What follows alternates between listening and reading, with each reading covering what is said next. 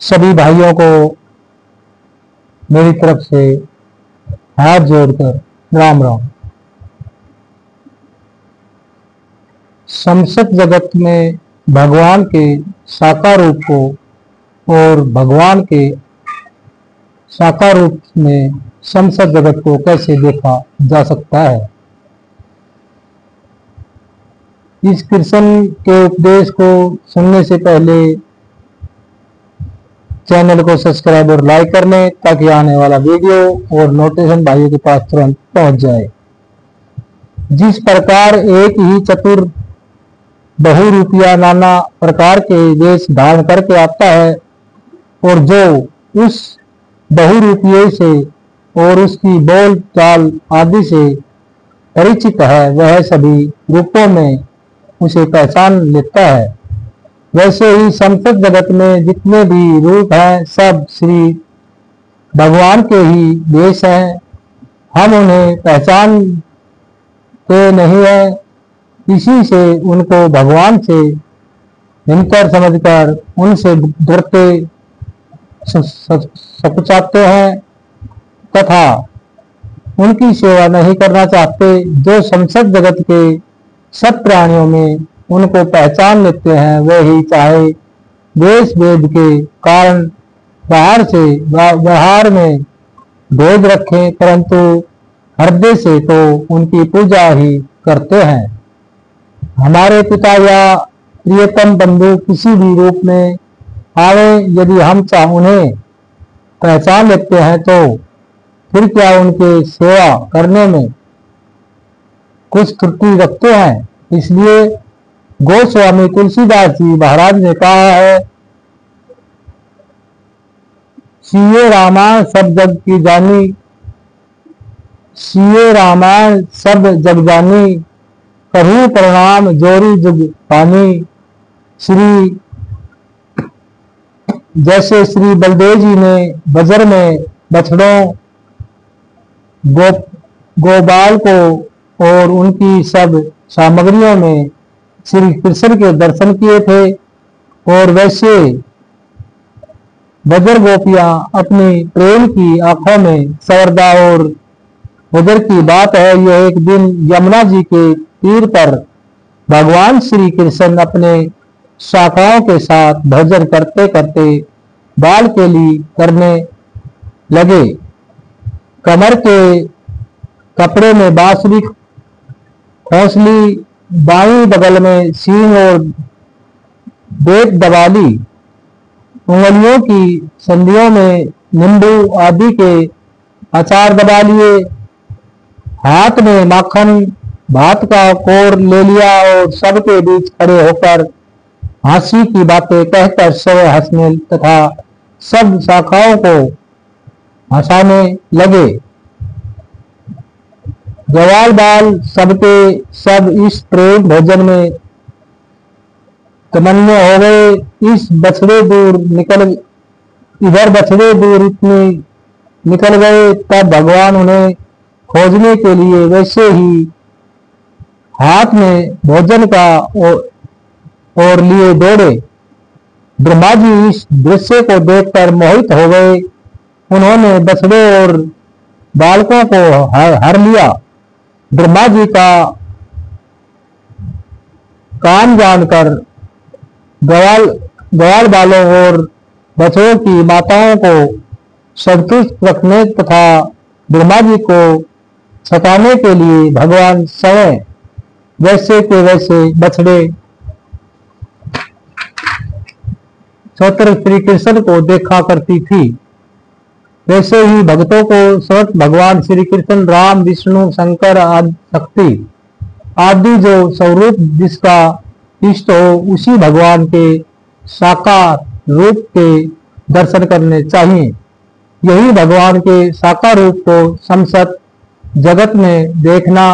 इसी प्रकार जैसे अर्जुन भगवान श्री कृष्ण के दिव्य शरीर में यशोदा मैया ने बालक रूप भगवान श्री कृष्ण के मुख में और भगत काक मुसुंडी जी के भगवान श्री राम के उदर में संसद विषय को देखा था। वैसे ही भगवान के किसी भी स्वरूप के अंतर्गत समस्त विषय को देखना चाहिए। यही बाल बन गए। जिस बछड़े और बालक का जैसा शरीर, जैसा हाथ पैर, जैसे लकड़ी, जैसा सींग, बांसुरी या छीका था, जैसे गहने कपड़े थे, वैसे स्वभाव, गुण, आकार, अवस्था और नाम आदि थे। और जिसका जैसा आहार विहार था, वैसे ही बनकर सब जगत रमणीय है। इस बात को स्पष्ट कर दिया कि श्री बलदेव जी ने पहले कुछ नहीं समझा। फिर जब उन्होंने देखा कि ग्वाल बालों की माताओं का अपने बच्चों पर पहले से बहुत अधिक समय बढ़ गया है और जिन्हें दूध पीना छोड़ दिया है, उन बछड़ों पर भी गायें बहुत अधिक स्नेह करती हैं, तब उन्हें संदेह हुआ और उन्होंने पहचानने की नजर से सबकी ओर देखा। तब उन्होंने सभी बछड़े उनके रक्षा करने के वाले गोप बालक था, उनकी सब सामग्रियां प्रत्येक श्री कृष्ण रूप दिख पड़ी और वे चकित हो गए। आगे चलकर ब्रह्मा जी ने भी सबको श्री कृष्ण रूप ही देखा। तब उन्होंने भगवान श्री कृष्ण की स्तुति करके उनमें क्षमा मांगी। श्रीमद् भागवत सकद। भगवान श्री कृष्ण छोटे से थे और अपनी विचित्र बाल लीला से माता यशोदा और व्रजवासी नर नारियों को अनुपम सुख दे रहे थे। एक दिन अपने मिट्टी खा ली। मैया ने डांट कर कहा, क्यों रे ढीठ, तूने छिपकर मिट्टी क्यों खाई? भगवान ने मुख फैलाकर कहा, मैया मुझे विश्वास नहीं होता तो तू मेरा मुख देख ले। यशोदा तो देखकर चकित हो गई। भगवान के छोटे से मुखड़े में माता ने समस्त चराचर जीव, आकाश, दसों दिशाएं, पर्वत, द्वीप, समुद्र, पृथ्वी, वायु, अग्नि, चंद्रमा, तारे, इंद्रियों के देवता, इंद्रियां, मन, शब्द आदि सब इससे माया के तीनों गुण, जीव, उनके विचित्र शरीर और समस्त ब्रह्मंडल को देखा। उन्होंने सोचा कि मैं अपना सपना तो नहीं देख रही हूं। आखिर घबराकर प्रणाम करके उन्होंने शरणगत हुई। तब श्री कृष्ण चंद्र ने पुनः अपनी मोहनी माया फैला दी। माता का दुलार उमड़ उठा और अपने श्याम लल्ला को गोद में उठाकर वे उनसे प्यार करने लगी। काक भुसुंड जी भगवान श्री राम जी की बाल लीला आनंद लूट रहे थे। एक दिन बालक रूप श्री राम जी घुटने और हाथों के बल से काक भुसुंड जी को पकड़ने दौड़े। वे उठ चले। भगवान ने उन्हें पकड़ने को भुजा फैलाई। काक भुसुंड जी उड़ते उड़ते ग्रहलोक तक गए। वहां भी उन्होंने श्री राम जी की भुजाएं अपने पीछे देखा। उनमें और श्री राम जी की भुजा में 2 उंगल का बीच था। जहां तक उनकी गति थी वे गए, परंतु राम जी की भुजा पीछे ही रही। तब भुसुंड जी ने व्याकुल होकर आंखें बंद मूंद ली। फिर आंखें खोलकर देखा तो अपने को वदनपुरी में पाया। श्री राम जी हंसे और उनके हंसते ही वे तुरंत उनके मुख में प्रवेश कर गए।